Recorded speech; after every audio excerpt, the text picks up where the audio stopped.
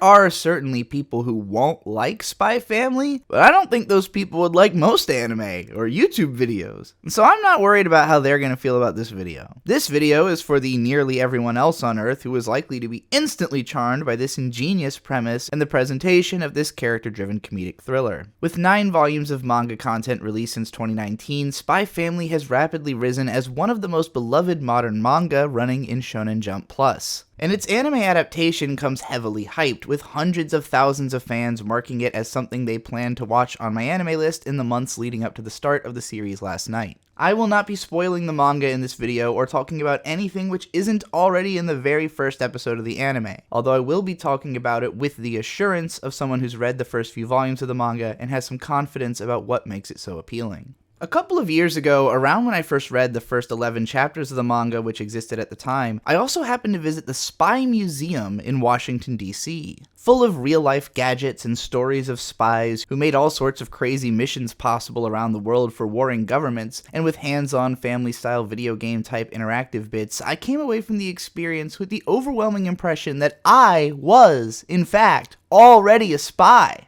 Everything that I'd been told I would need to understand and apply in order to be a successful spy was something I had already kinda had to learn in order to be an internet performer. A spy is an actor with the conviction of a soldier who treats reality as a stage. To some extent, we all have the instincts of an actor. Every time we do something that isn't exactly what we want to do, it's because we know that acting like we feel differently will protect us in our situation. You might overhear someone saying something in public that makes you want to punch them in the face. But unless you're so bad at keeping your emotions under control that you would be deemed a menace to society by other people, you're most likely not going to punch that person because of the social ramifications of that kind of behavior. Some of us are rarely tasked to act, and some of us even take offense to the idea that we need to be pressured to act differently from our feelings, which you'll see represented in the Karen phenomenon. Others of us feel the need to put on some level of facade almost at all times, because our way of thinking is fundamentally repellent to put on display for anyone to see. Some of us draw energy from the experience of putting on a successful social performance with intent, while others feel exhausted by the pressure to put on a face different from what feels natural in order to get through a situation. The spy called Twilight is a sort of ultimate actor, a man whose identity is only that he serves his country to the best of his ability in whatever function he's needed, and so he disappears into whatever role he's given for as long as necessary, and then disposes of each identity he's taken when its purpose has been served. At this high of a level, it's hard for most of us to relate to that kind of sociopathic coldness. But when we hear Twilight's thoughts, our impression is not that he feels completely empty or cold about his dark role. He is simply so driven towards his duty that he can swallow the emotional pain of his lifestyle in the name of the brighter future he believes that he's ensuring for the world. That's why we can respect and admire Twilight right away as a brand of dark hero. We can't say for sure that he isn't serving corrupted interests or that his methodology is the most ethical that it could possibly be, although the operations we watch him undergo display a total lack of maliciousness and intent to kill in his actions. Overall, the point of this character is not to exist in a moral gray area, as can often be the case for spies. He is a hero that we're meant to root for, and whom we want to see happier and more fulfilled than he seems to be at the start of the series because he is so driven by his duty.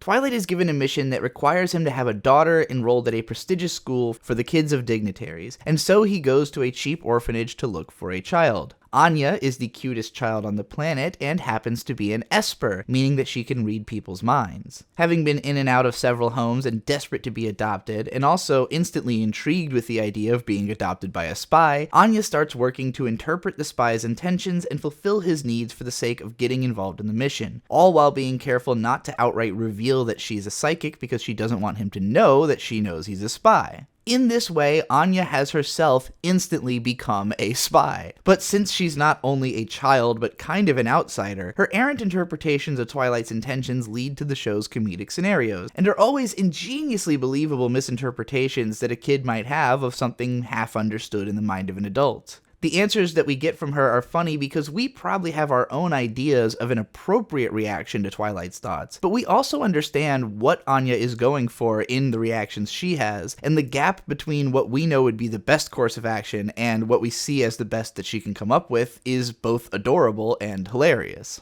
Meanwhile, the creative solutions that Twilight, now under the name Lloyd Forger, has for dealing with the problems that come up in trying to look after Anya are always badass. And so the interactions between them and the situations created out of those interactions are constantly entertaining, both on the level of seeing something maddeningly cute, but also seeing something effortlessly cool. And as the manga goes on, we'll see how the characters rub off on one another so that the coolness and the cuteness come from all sides. And we're not even talking about in this video the perfect maelstrom of cool and cute that is your Forger, because she's only in the next episode preview of this first animated episode. But if you don't know her yet, don't worry, you will love her. For most of the first episode, Twilight is sort of baffled by the ways of the child. He thinks it's annoying how kids just cry to get whatever they want and make him feel like he's got to do all this unnecessary stuff to take care of them. As he realizes just how different the world of a child is from his own, he feels bad about even trying to get a child involved in his work at all, and he starts trying to find a way to shake Anya off in the course of rescuing her from a kidnapping kingpin. Anya does not obey and ends up finding and clinging to him, begging to continue being a part of his life even in spite of the scary scenario that she's just been put through. It's in this moment that Lloyd realizes Anya is even more afraid of never finding a family and constantly being abandoned than she is of whatever stresses might come from continuing on with him, who she at least respects and trusts because she knows his intentions are pure.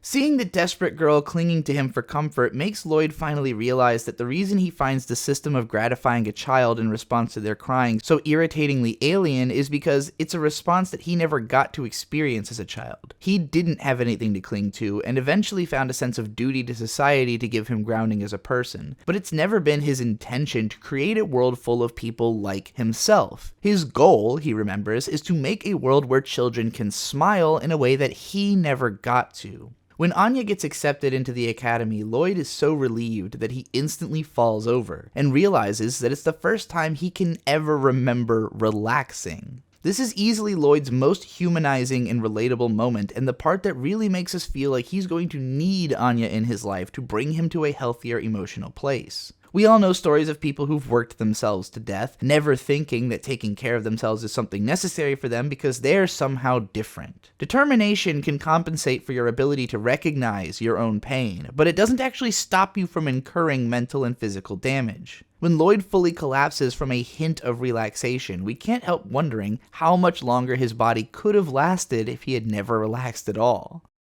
Spy Family is so compelling to me because it's a story about three people coming together to function like a real family unit under bizarre pretenses and differently veiled intentions, and it acknowledges each of them as individuals with a relationship as shaky as it is comforting. If you've been orphaned or estranged from your family, then you know better than most how the idea of family is couched in a participatory narrative. It isn't the natural state of a family to be together. It's a decision being made over and over again by each member of that family to continue having contact with one another to whatever extent you do. Or something you're being forced into by the government. Some of us feel connected to the people we're related to on a level that supersedes the need to regularly interact to feel connected to them. And some of us have poor relationships with family members that we have to deal with every day. A lot of people take their parents for granted as people that will always be there reliably for them until the day that they die, while a lot of other people have dead parents. And all of the people in one of those categories will eventually be in the other one, whether they live to see it or not. My point is that a family shouldn't be taken for granted, and Spy Family does a great job of both showing us such emotionally gratifying moments that make us feel like these characters have to be together forever and love one another, but also remind us that their relationship is circumstantial and threatened by all sorts of factors beyond their own control. Even though the main characters are an ultra spy, an Esper child, and a badass assassin, all of them are ultimately trapped by circumstances just as much as anyone else is, and therefore they have to walk on eggshells through most of their interactions, even with one another. I think that's why Spy Family should connect with almost anyone, even though its characters are outsiders. All of us are outsiders to one another to some extent, and each of us will eventually leave everyone else and so can't help but feel some latent paranoia about it.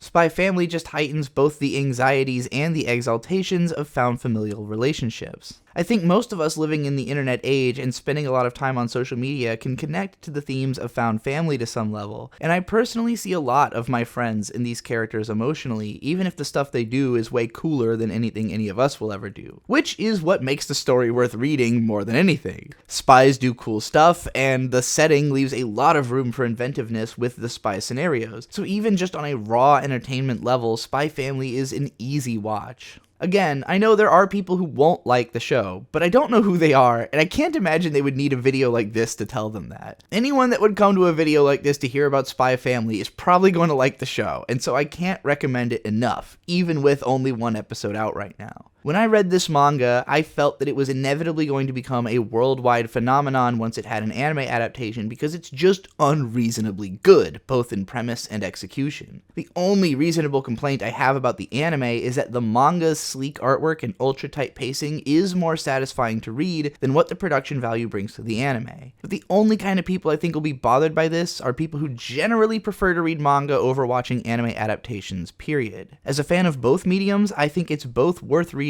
and worth watching. I'm Trixie the Golden Witch, and I'll be excited to hear what you think of this series in the comments below. If you want to talk about where the manga ends up going, please tag your spoilers, and keep in mind that plenty of people are going to check out the manga once they've endeared themselves to the story through the anime adaptation. There's already a second season planned after the one that started, so I hope this will be a responsibly handled, long-form adaptation that can run alongside the manga to completion. We shall see. Find more of my writing on goldenwitch.substack.com and support me on patreon.com/goldenwitchfire to hear my bonus podcasts reviewing stuff that I don't cover on the channel. I'm at goldenwitchfire on all social media and payment platforms, and I'm reminding you to never forget, anime forever.